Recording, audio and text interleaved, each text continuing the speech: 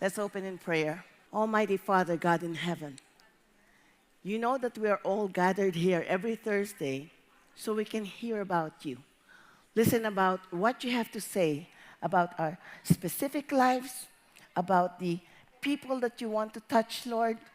And we know how awesome you are. You see everything. We don't see what's up ahead, but you see our future, Lord. They are all in your hands. Today, Lord, override my preparation as I talk to my dear sisters about the beauty of salvation, about repentance, Lord, and most of all, Lord, about the illusion that sometimes we entertain, the illusion that we have indeed salvation, and yet we slip. Lord, open our eyes, open our hearts, open our minds to accept your word today, Lord. This is what you want, Lord. You want all your children to hear what you have to say, to be closer and closer to you, Lord. And that is our intention also. We want to have a vibrant relationship with you, Lord. Whatever our pasts are, Lord, ikaw lang nakakaalam nun. But right now, Lord, we walk with you. We walk with you straight sometimes, Lord. Nadadapa kami. But you lift us up once again. And you show us your way, the way. Thank you, Jesus. In Jesus Christ, your Son's powerful name, we pray. Good morning, ladies. Our topic today is about defining true security. When you have been misled to believe that you have security, but in reality, it becomes the illusion of security. So let's dive into God's truth about security. He gives us and how we are deceived into the false belief or the illusion regarding the security we have in our salvation. Kakatakot yun. So what is the illusion? What's the illusion, ladies? When we profess our faith without truly possessing true transformation. It's called an illusion because when we have faith, kailangan nakikita yung transformation. Maski hindi masyadong mabilis, pero may nakikitang transformation. What's the danger? Being excluded from the kingdom of God despite religious activities. Madami tayong aktibidades, lalo na dito sa CCF. We have a lot of ministries, okay? And we love joining them. We love women to women, right? Okay. And the barometer, anong gauge? That's the barometer, gauge. Si God. God judges by inward repentance and fruit. Doon siya nakatingin sa repentance natin at saka yung fruit of the Spirit. Yun yung, that's the one He wants to see. Hindi yung external performance natin. External performance, anybody else can do that. Pero yung inward transformation of the heart, yun ang gusto makita ni Lord. Kung dumating kayo dito, chismosa kayo, right? Hindi naman sinasabing agad-agad, you're going to lose that pleasure of chismis.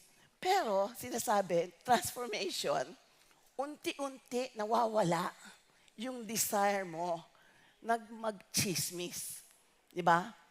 Unti-unti, medyo kinikilabutan ka na kapag nakakapakinig ka ng mga tao na chinichismis yung ibang tao. It's not pleasurable anymore. So that's transformation. Matthew 7:21-23. I need you to read this for me. Okay, we've heard this before, right, guys? Jesus was preaching to his followers. You remember, he was preaching at the mount sa followers niya. Yung followers na yon, we consider the Christians nowadays. Tayo yung followers, di ba? So what was he telling his followers? Not everyone who says to me, Lord, Lord, will enter the kingdom of heaven. That's what he said.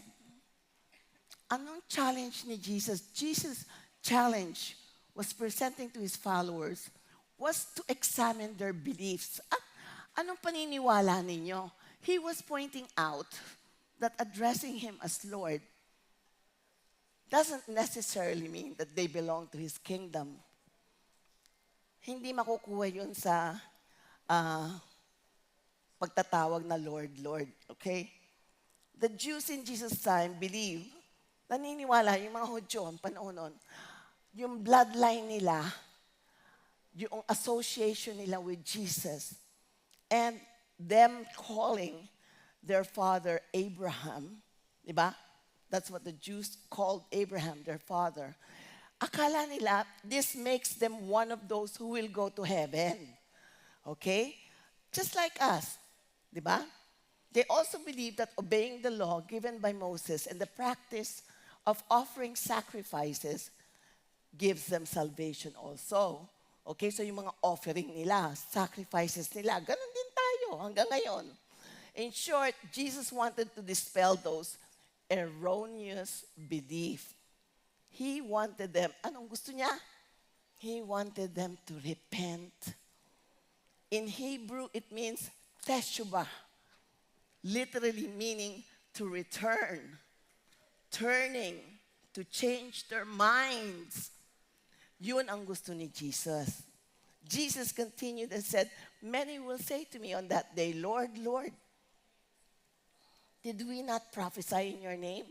And in your name drive out demons? And in your name perform miracles? Ang sabi ni Jesus, Jesus warned them about false prophets and the danger it brings to those who would follow those prophets. They are deceitful and have the appearance of righteousness, but are not. We've also read in other passages about how the demons themselves perform miracles. Ano natin yon? Nagbabasa kayo ng Bible. They can't perform miracles. The coming of the lawless one will be in accordance with how Satan works. And how the Satan works. He will use all sorts of displays of power through signs and wonders that serve the lie. I never knew you. Sabi ni Jesus, I never knew you. Away from me, you evildoers. Hindi sinasabi ni Jesus, hindi kanya kilala. Kasi He's all-knowing. He's God. So He knows you. But what He meant was He never recognized you as His friend, as His disciple. Christ did not dwell in their hearts. That's what He's saying. In these ways and more, Jesus never knew them. Jesus was not breaking off a relationship here. There was no relationship to begin with. Wala. Despite the high-sounding words and showy displays of religious fervor, they had no intimacy with Jesus Christ. So what's the truth? Verbal confession and ministries do not replace intimacy and obedience. So we go to our next passage, 2 Corinthians 7, 9 to 10. Ladies, please read. The Apostle Paul draws a clear line between two types of sorrow daw. Two types of sorrow. The constructive, transforming, godly grief, okay, that brings a person closer to God. Meron ba kayo na-experience na ganon? You know, yung grief ninyo, instead of lumayo kayo, no, it brings you closer to God. You hang on to Him more tightly. You call out His name louder than ever. And then there's the worldly grief that results in spiritual death. This is a grief rooted in self-interest rather than through repentance. Godly sorrow brings repentance that leads to salvation and leaves no regret. But worldly sorrow brings death. So si Paul, natutuwa siya doon sa mga Corinthians. Maski naghihirap at sorrowful yung mga Corinthians, Paul expressed joy. Not because nakikita niya in pain yung mga Corinthians, because they were in grief, but because nakita niya yung sorrow nila was because they were offending God. Have you experienced that kind of sorrow? Yung sorrow na hindi dahil sa merong consequence sa inyo, kung hindi, nasaktan natin ang Panginoon natin. Alam natin, nasaktan natin. And with that knowledge that you hurt God, it brings you sorrow. That's how intimate, that's the kind of intimacy that God is looking for. So verse 10, the conviction comes from the Holy Spirit and moves the person to fundamentally change his mind. Yung puso niya, yung lifestyle niya. The results in salvation and peace with God. And there are no regrets or guilt feelings. Okay? Once nag-repent tayo, once nag-confess tayo, we are forgiven. Hindi na kayo dapat nagiging guilty. If you still feel guilty, balik, erase, erase, erase. Worldly sorrow is driven by self-pity. Fear of being found out nga. Mahuhuli kayo. Afraid of the consequences and follows. The ego gets hurt. O, hindi ba? Losing social standing or failing to meet personal expectations. It centers, all of that centers on ourselves, oneself, and not God, and ultimately leads to despair, frustration, bitterness, and spiritual death. Ladies, nakikita natin to sa iba, sa mga kaibigan natin. We see some ladies here experiencing so much pain. They're desperate. They have sickness na terminal. And yet, when you look at them, you see the glow. You see life in their eyes. Why? They have that inner peace. They made their peace with God. Paul emphasized that true repentance requires a shift in perspective that leads to actual transformation. Worldly sorrow leads to death, but godly sorrow produces radical heart change. In Luke 13:23 to 26, medyo mahaba he said to them, make every effort to enter through the narrow door, because many, I tell you, people will come from east and west and north and south and will take their places at the feast in the kingdom of God. Indeed, there are those who are last, who will be first, and first, who will be last. First, we need to understand that Jesus is the door, which all must enter eternal life.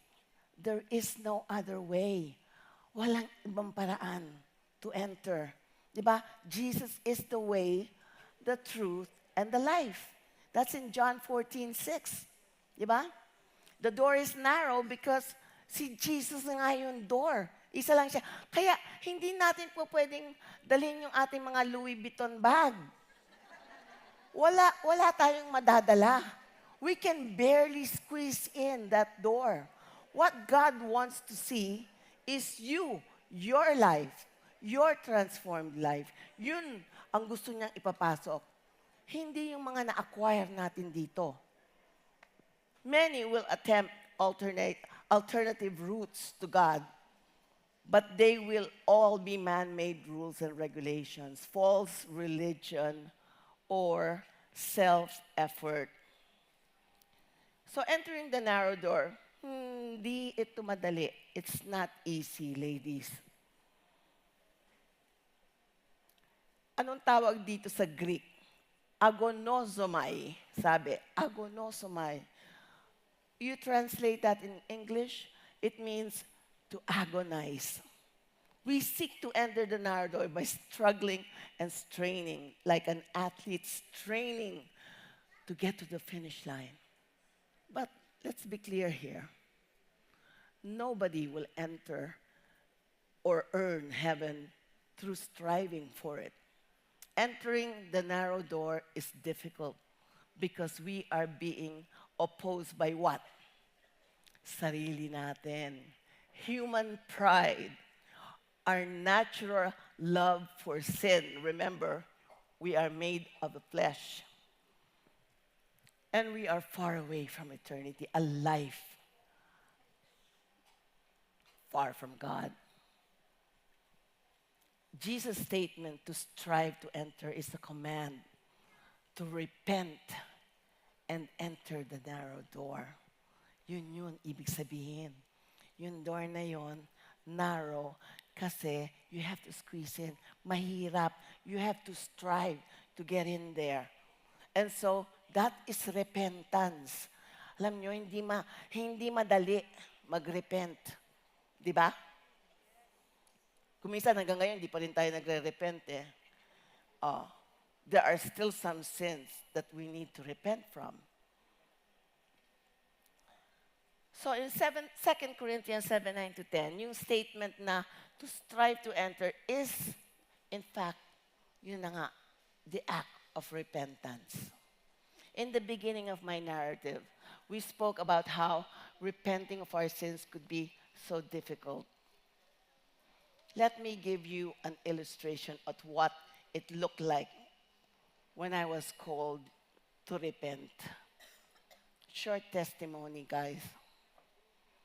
Nung panahon na ito, I belonged to a Bible study group. It's called the cell group at that time. Now you call it the D group. So alam niyo gaano katanda na ako. I was very young Christian, baby Christian tawag. I came across this passage in 1 Timothy 1:10. Ang sabi doon, realizing the fact that the law was not made for righteous people, but for those who are lawless and rebellious, for the ungodly and sinners, for the unholy and worldly, for those who kill their fathers or mothers, for murderers, for sexually immoral. Tapos nakita ko, homosexuals, slave traders, liars, perjurers, and whatever else is contrary to sound teaching. I realized that the lifestyle I was in at that time was a sin. Kasi nandun pa rin ako eh. Nagba-Bible study ako, but I was still in a homosexual relationship. I realized that the lifestyle I was in was a sin because I have gone against God's design of creating man and woman only. It's a sin because I embellish the truth. Adding or subtracting from the truth becomes what? A lie, right? I have sinned against God. I assume that since my ex and I, mature na kami, di ba? Ano ang rationalization ko dito? Hindi naman kami na-force dito sa relationship nato. Wala naman kami sinasaktan. We're not hurting anyone. It wasn't a big deal, right?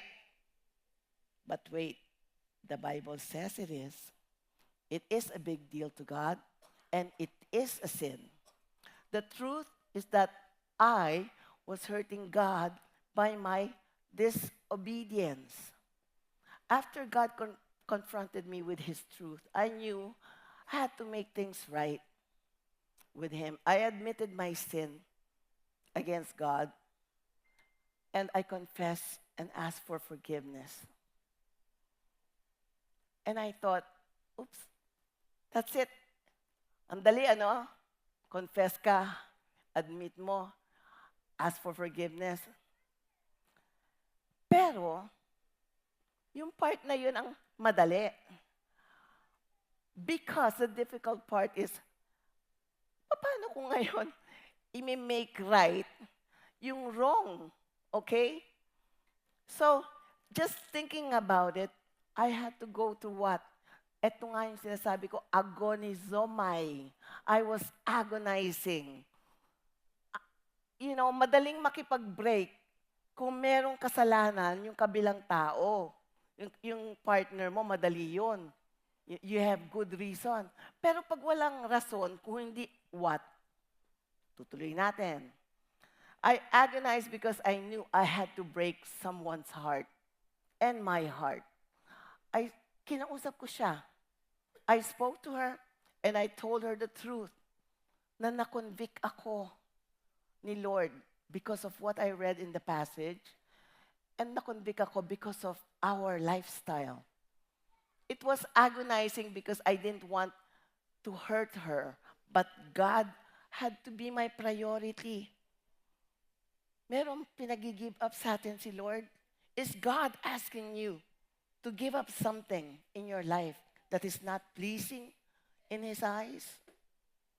Maski gaano kaliit ito, ladies, He sees the every inch, the inch of your agonizing to release that sin to Him. Repent and turn around. Tapos, nag-agonize ako. No? Sabi ko, paano ko ba sasabihin? Paano ko ba sasabihin? Katakot-takot na dasal. Okay? And then finally, yun na nga, nasabi ko na. So, after all that, mga drama, anong sagot niya? Okay. Kulat ako. No? Okay. Yun lang yun. I was in disbelief. Nag-rehearse ako ng husto. Okay, nang sasabihin. Umiiyak ako, I was crying. I was pleading. Tapos, sasagutin ka lang ng, okay. Yung pala, little did I know, God was also working in her heart. Praise God. She was also convicted that she also welcomed the breakup. Hindi rin niya alam kung paano niya sasabihin sa akin that she wanted this gone. Ayaw na niya ng ganitong relationship. Okay? So, up to now, we remain good friends. As a matter of fact, she's also a servant of God, and she serves God very well. So, God, in His omniscience, knew everything. He knew what was going to happen. He knew I was going to confess. He knew I was going to repent from this sin. And He knew I was going to obey. Just as He knew that my heart will be transformed. He also knew that my ex-partner was seeking his truth at the same time. So, He started working on her heart change. Simultaneous. Kaya, pagkasabi ko na, break na tayo, o sige. How good and great is our God, right? I had to make a choice then, obey God or listen to the devil's lies, as he reminded me, you're going to lose your reputation. Anong reputation yon? Aba, chick boy daw ako noon, chick boy. Mawawala yung mga kaibigan ko from the old lifestyle. I might lose them. And I had plenty of friends from the old lifestyle. Okay? I didn't want to agonize. Pero sabi ko, ayoko na mag-isip. I don't want to agonize anymore. I just want to follow God.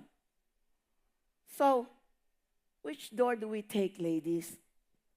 The narrow door or the wide?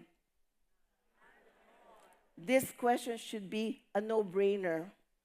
Because if we claim If we claim that we have accepted the Lord Jesus to be our Lord and Savior, then we should know what door to enter. We should know that we have repented and we have agonized of that sin. Nag-agonize din tayo kasi ayaw natin bitawan yung sin na yon. But you're willing to give it up. Pero masakit yon because that sin has become part of you.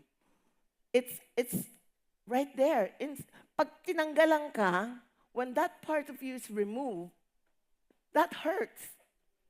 It's been a part of your life for such a long time, right? That's also proclaiming Jesus' lordship over our lives. When we repent, we are admitting to God na, yes, you are Lord indeed. Surrendering to His will. That is us entering the narrow door. And the slide here, the truth, the door is narrow. Mere familiarity with God does not grant entry. Di ganun kabilis, ladies. Hindi nyo kailangan ng ticket, pero kailangan nyo ng transformed heart. Let's go to the next passage. In Matthew 22, 8 to 10, ladies, please.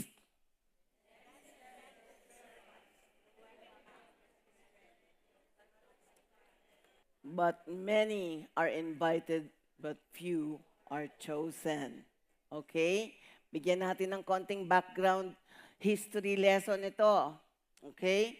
In the Jewish society noong mga panahon na yon, hanggang ngayon din naman, ginagawa din ng mga Jews, okay? But before, in Jesus' time, what usually happens is, yung parents ng bride at groom, they're the ones who go into contract para sa kanilang mga anak na ikakasal. So, yung mga anak walang say dito. Yung parents ang namimili na mapapangasawa nila. At that moment, pag nagawa na yung contract, officially, they're considered married.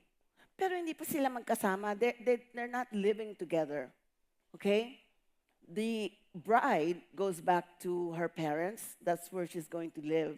And the bridegroom, ano na yan, mag-uumpisa to build the house that they're supposed to live in.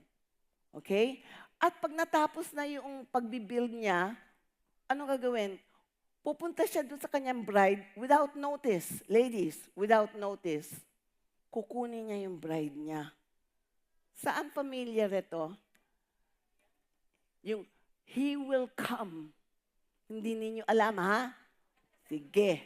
Ngayon, yung wedding banquet, yan, was the one, ito yung pinaka-joyous occasion ng mga Jewish holiday noon.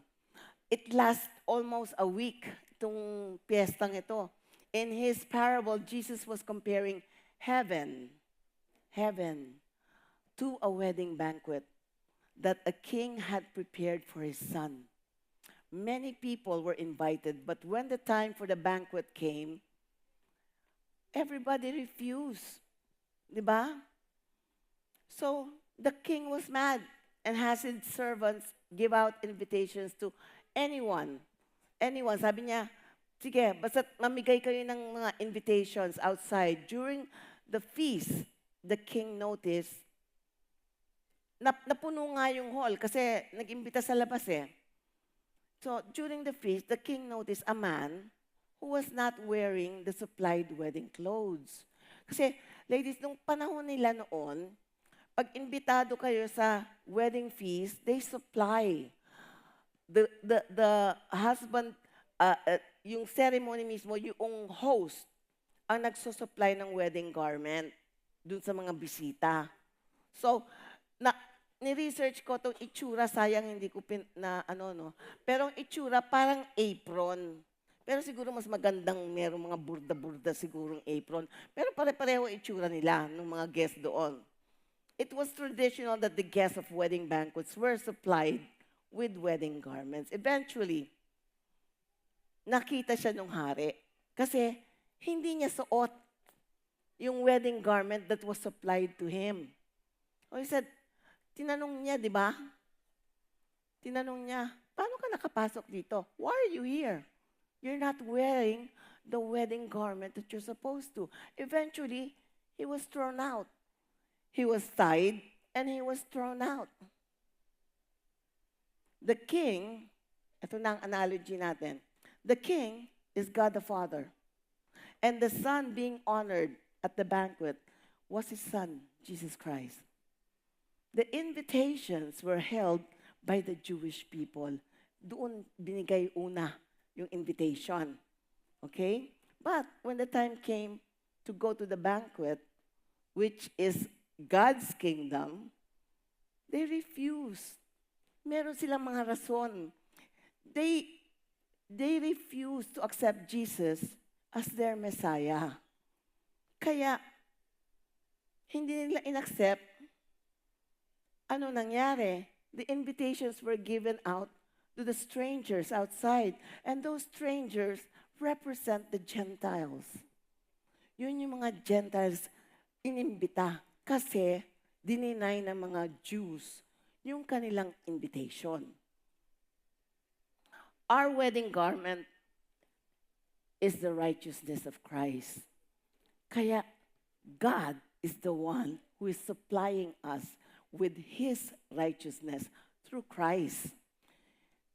When we look at other religions, we find man working his way toward God. But we are born again Christians, right? We look at the cross of Christ, the only way to salvation. For the crime of unbelief will get what it deserves, existence without God for eternity. What does that look like? Hell. So Christ concludes the parable with a sad fact. Many are invited, but few are chosen. In other words, many will hear the call of God, but only a few will follow Him, will obey Him. The kingdom of heaven is open to those who are willing to put aside their own righteousness. Lahat tayo, we claim meron tayong righteousness. And by faith, accept the righteousness of God, the righteousness that God provides through His Son, Jesus Christ. What's the truth here, ladies? Many are invited to the banquet, but few wear the required wedding garment. At this point, I would like to call a very good friend and a member of our team in Women Living Free, and I want you to hear her story, and I want you to see the agony that she experienced because she was answering the call of Jesus Christ to have a transformed life. Mati Atienza, please. My parents were incredibly hardworking and always made sure all of my material needs were met. Because they were often away at work, I was left in the care of a babysitter.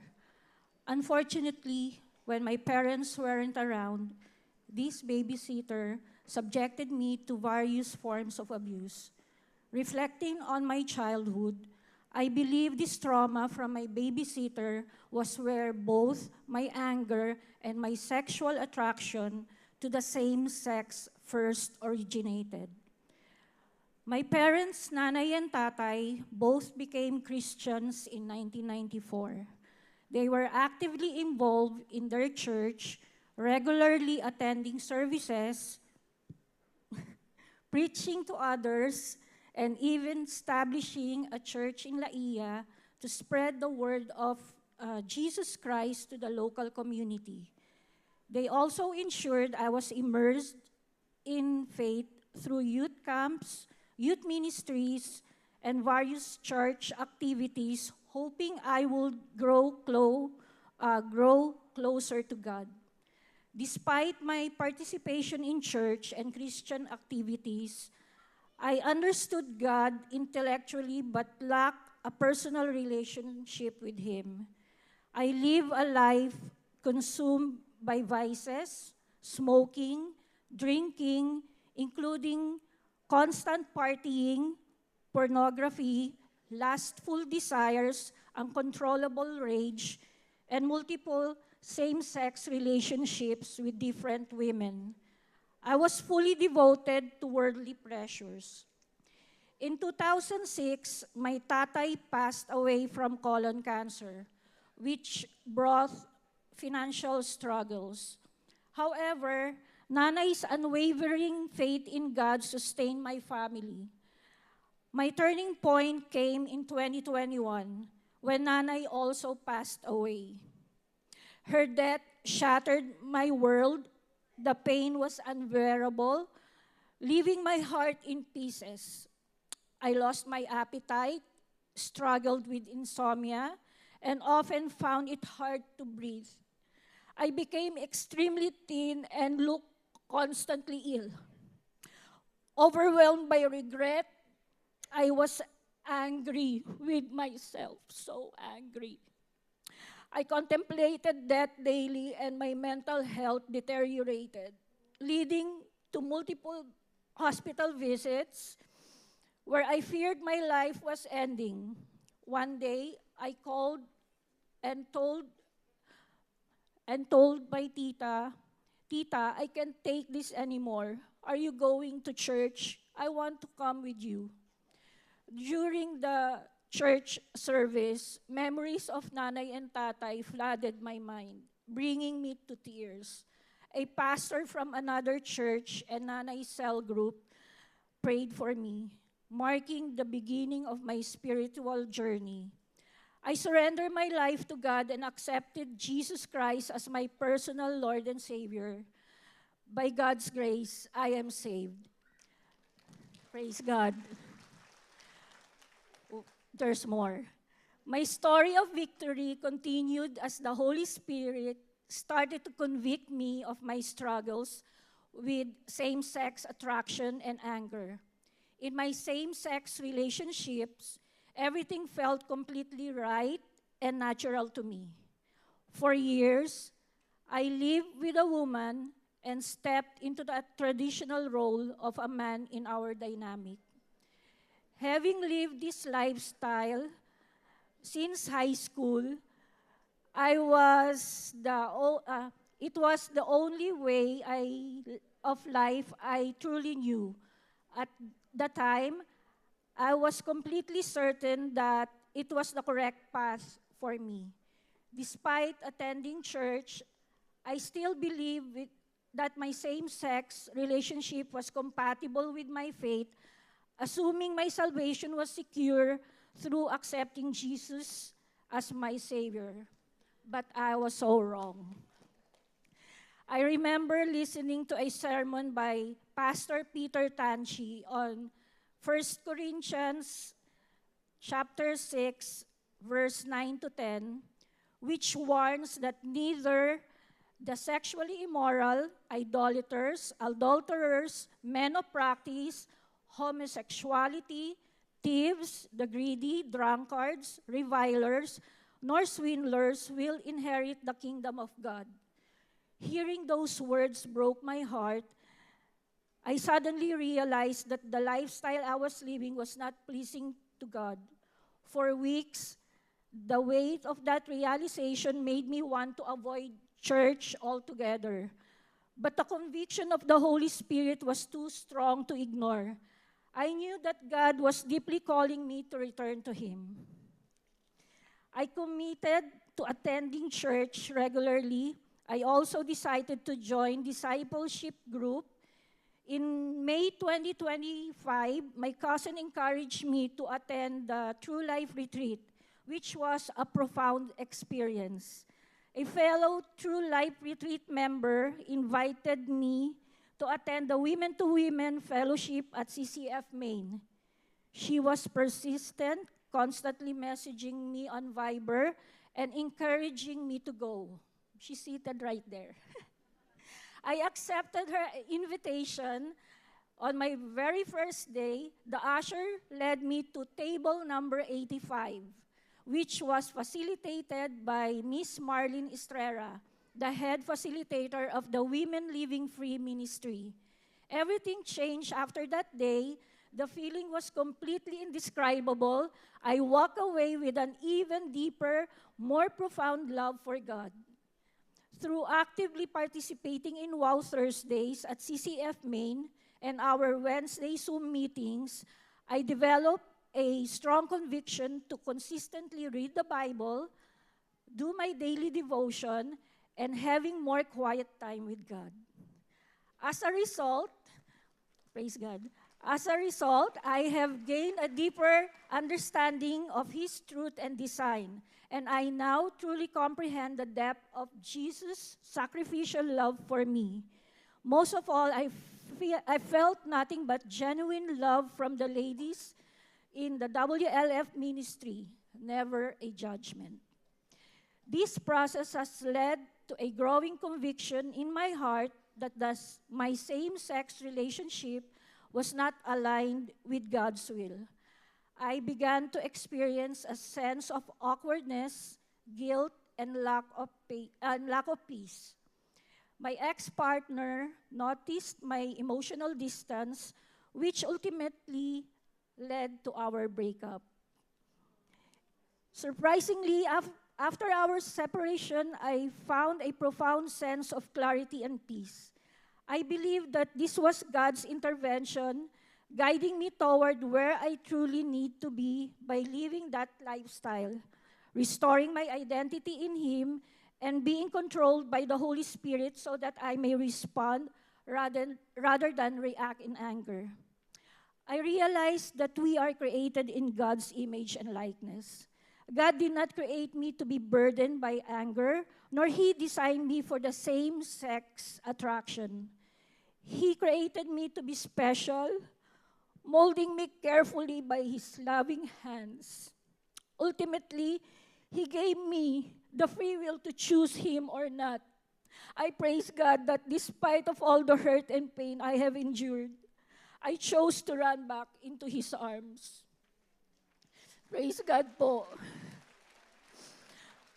I truly feel that God is guiding me to where I need to be. And as it is written in Isaiah chapter 43, verse 1, "But now thus says the Lord, who created you, O Jacob, and He who formed you, O Israel, fear not, for I have redeemed you. I have called you by your name. You are mine." Nakakakilig. Knowing this brings a sense of peace, calmness, and joy in my heart, as I believe I am a daughter of God. I can't help but marvel at the depth of my love for God, which grows deeper with each passing day. I am committed to continuously obeying Him and will never depart from His embrace. All praise, glory, and honor be to God Almighty. Thank you po. Ladies, can we pray for Matty? Dear Lord, we're here today, Lord, because we want to offer you our hearts, just like Matty did. When she offered her heart, you turned it into flesh. And now she is overjoyed because she sees you every day, Lord. She talks to you every day. And you are so vibrant in her heart. Thank you so much, Lord, for looking at this table, 85, Lord, and giving your special love and your special compassion, Lord. And then it overflows to others, to the other ladies that are here, Lord. Thank you, Lord. May you use Matty often, Lord. Lagi, every time they need something, Lord, to magnify your name, to glorify your name. We are here, Lord. That's what you called us for, Lord, to glorify your name. In Jesus Christ, we pray. Amen. So now we go to our last passage. And this is Jeremiah 2, verse 28. Where then are the gods you made for yourselves? Let them come if they can save you when you are in trouble. For you, Judah, have as many gods as you have towns.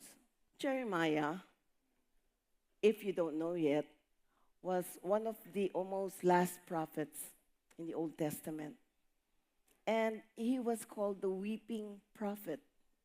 Why was he the weeping prophet? Because of how the words of God affected him. Do you see yourself sometimes, ladies, when you read the Bible, you open it up, and then the verse speaks to you? It speaks to you so loudly and lovingly na napipierce ang puso natin. And then you cry. You cry what? Why? Because you cry for joy that God is talking to you. It's such a privilege. It's such a blessing. He also gave the people of Judah hope by prophesying their return after 70 years of captivity. Imagine, niraravage yung town mo, and then here comes this prophet and he says, don't worry, yeah, you're going to be captivated. You're going to be captives. Pupunta kayo sa ibang bansa, pero babalik kayo after 70 years. This was a reality check that the Lord was telling his people through Jeremiah about the futility of idolatry and misplaced trust. God challenged the people of Judah, just like he's challenging all of us, ladies, pointing out that their manufactured lifeless idols cannot save them when disaster strikes. Today, tayo ngayon dito in the 21st century, we can name a few idols that we possess or would like to possess. Money, number one, di ba? We always need money. Tapos may excuse tayo, rationalization. Why do we need money? Ay, sa retirement ko, kailangan mo limpak-limpak na salapi for your retirement. You know? And then ano pa excuse for accumulating money? I want to travel. Eh, lampas ka na ng 80. How are you going to travel? You're going to be in a wheelchair. Your knees are gonna hurt. Okay? So we need to be, yung iba, ito naman ang obsession nila. Some obsess over power. What kind of power? We need to be in control all the time. Who submits to our control? Oh, mga asawa ninyo, your husbands, your children, you always want them to be under your control. Pag merong hindi tamang ginagawa, oops, hindi maganda yung shirt mong yan ngayon. Change into something. Di ba? Ano pa ang ating enemies ngayon? Relentless seeking of comfort and gratification. Pleasure. Ano mga pleasures today? Yung mga kailangan every other day nasa spa ako. Di ba? Kailangan ko magpapa-beautify. Yung facial ko, kailangan maganda. Lagi ang gawa. Fame is the craving for recognition, status, and approval. Maniwala kayo, ladies. Even in church, merong ganito. They seek recognition. They seek approval. They seek status. In today's modern cultural world, false idols are defined as concepts of institutions that society treats with religious devotion. Ano-ano to? Ano-ano itong mga institution?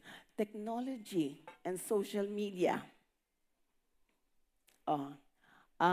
Let's be honest here.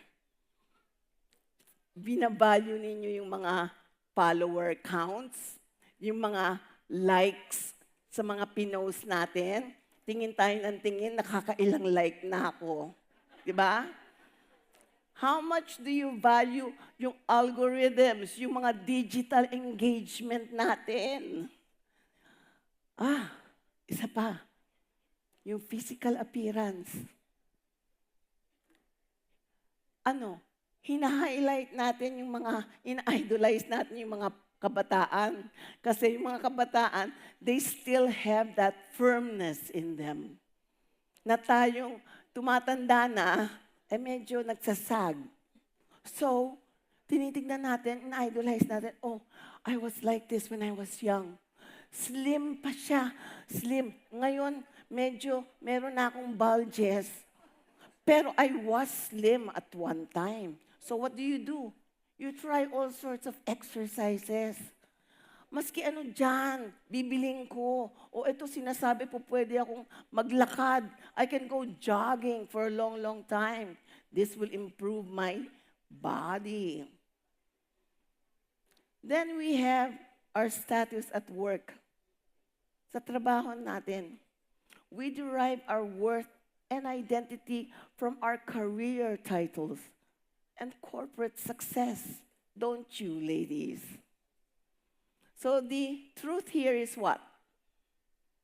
False gods and empty rituals fail completely in times of trouble. Conclusion and application. Let's examine ourselves. Test your faith for genuine godly sorrow and obedience. Do we really have a sorrowful heart sometimes when we sin? Do you feel convicted? Do you obey after? And then we abandon, we discard false assurances based on heritage. Anong based on heritage? My parents were Christians, so that makes me automatically a Christian. No, that's not true, guys. Hindi totoo yun. You all have to have a personal relationship with God. This is not inherited. Okay? Past deeds or empty rituals. And then we strive to enter through the narrow door by actively pursuing a transformative relationship with God. We are sistering with Women to Women. As you know, we've been here for about, 4 years now? And so far, so good. God has been blessing us with ladies that He needs. He chose these ladies because He wants their transformation, their return to Him. Okay? He wants a life change.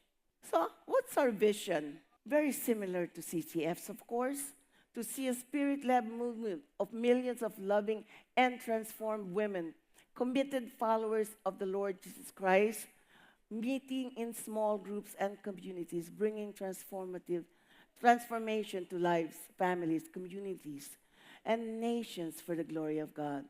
We envision these women as torchbearers of truth, healing, and grace, gathering in every nation, tribe, and tongue as part of God's glorious kingdom. And what's our mission?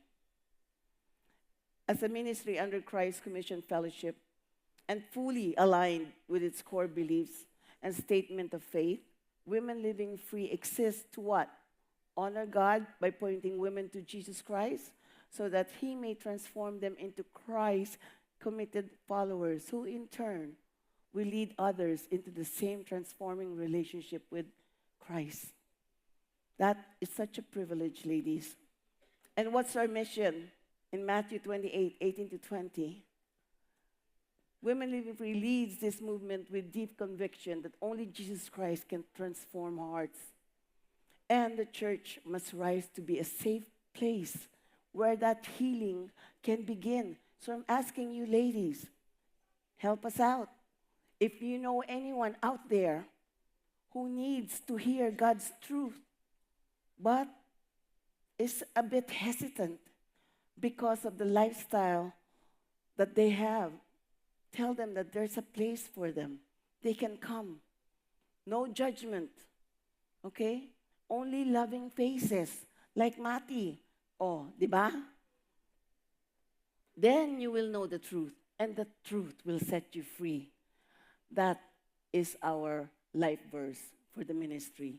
We compassionately walk with women who are experiencing gender identity struggles, wrestling with sexual addiction, including pornography, healing from sexual trauma, living in sexual confusion and brokenness.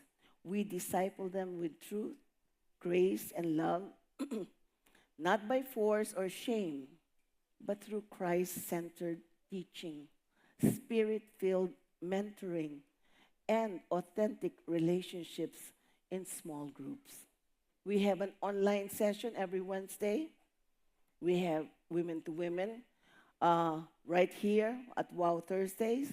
And we also have women to women CCF Makati on Saturday, every other Saturday.